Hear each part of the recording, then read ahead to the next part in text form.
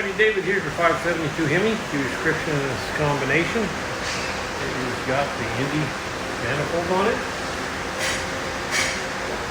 We got the Edelbrock Heads, Indy block. Got the March Onyx kit up front, beautiful.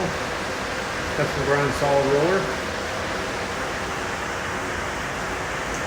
Go in there and make a run, see what she does. Stay tuned.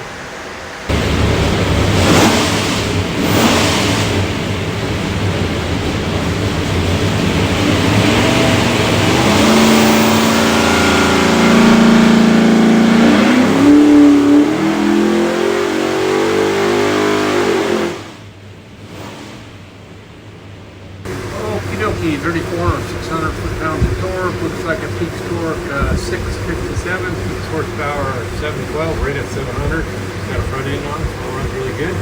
What we'll do now is pull the pipes back, make sure it's good and clean for you, and show you a couple other things. When you receive this in, you'll find this thing looks like a credit card. It's a USB card, full of technical information. Engine build specs, engine pictures, a lot of tech stuff. Highly recommend plug in and watch it.